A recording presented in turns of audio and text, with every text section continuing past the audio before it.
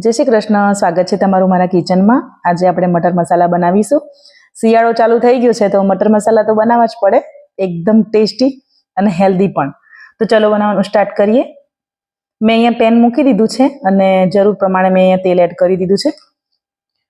तो तेल आपणुं गरम थाय त्यारे आपणे थोडुं जीरुं एड करीशुं, बीजा सूका मसाला एड करीशुं।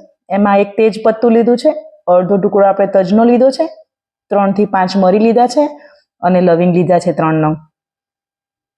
અહીંયા તમારી પાસે લાલ સૂકા મરચા હોય તો એડ કરજો, એનો પણ ખૂબ સારો ટેસ્ટ આવે છે। તો અહીંયા આપણે એકદમ રેસ્ટોરન્ટ સ્ટાઇલ થીક ગ્રેવી અને એકદમ સુપર ટેસ્ટ માટે આપણે અહીંયા એક ચમચી ચણાનો લોટ લીધો છે, એને આવી રીતે શેકવાનો છે। આપણે આ રીતે એડ કરીએ ને ચણાનો લોટ તો ખૂબ સારી ગ્રેવી બને છે, એકદમ ટેસ્ટી। तो साथे साथे आपणे सूका मसाला पण एड करी दईशुं। एना माटे मैं अहींया 2 चमची धाणा जीरुं, लाल मरचुं पाउडर, हळदर पाउडर एड करी दीधुं छे। तो सारी रीते आपणे आने शेकी लईशुं। गैसनी फ्लेम एकदम धीमी ज राखवानी छे, नहीतर आपणा मसाला बળી जशे। तो आपणे आ रीते बनावीए तो खूब सारी सब्जी बनीने रेडी थई छे। अहींया मैं टामेटा लीधा हता, 5 नंग टामेटा हता, एनी ग्रेवी बनावी लीधी छे। तो एने पण सारी रीते आपणे मिक्स करी लईशुं। तो आपણા મસાલામાં સારી રીતે ગ્રેવી મિક્સ થઈ જાય ત્યાં સુધી આપણે આને હલાવીશું। અને અહીંયા 500 થી 600 ગ્રામ મેં વટાણા લીધા છે અને 5 નંગ ટમેટા લીધા છે। અહીંયા મેં ડુંગળી લસણનો ઉપયોગ નથી કર્યો।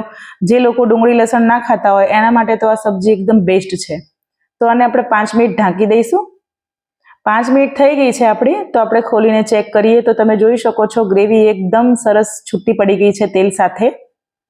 સાઈડોમાં આપણે તેલ આવી ગયું છે અને આપણી ગ્રેવી પણ અલગ થઈ ગઈ છે।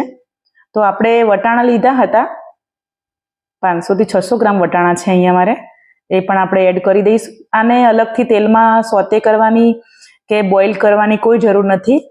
આમાં જ આ પ્રોસેસમાં જ એક જ પ્રોસેસમાં આપણે બધી સબ્જી બનીને રેડી થઈ જાય છે। વધારે મહેનત નથી કરવી પડતી, એ પણ એકદમ રેસ્ટોરન્ટ સ્ટાઇલ અને ટેસ્ટી। તો એકવાર અવશ્ય બનાવજો। વટાણા સસ્તા જ થઈ ગયા છે અત્યારે બજારમાં। તો હવે થોડુંક આપણે આ ટાઈમે આમાં પાણી એડ કરીશું, જેથી કરીને આપણા વટાણા સારી રીતે પાકી જાય। જ્યારે બી હું તમને દરેક વિડીયોમાં કહું છું મારા કે જ્યારે બી આપણે પાણી એડ કરવાનો સમય આવે, શાક હોય કે કોઈ બી ગ્રેવીવાળી વસ્તુમાં, ત્યારે આપણે ગરમ જ પાણી એડ કરવાનું છે, જેથી કરીને શાકનો ટેસ્ટ જળવાઈ રહે છે, એનો કલર જળવાઈ રહે છે અને ટેમ્પરેચર પણ ડાઉન નથી થતું।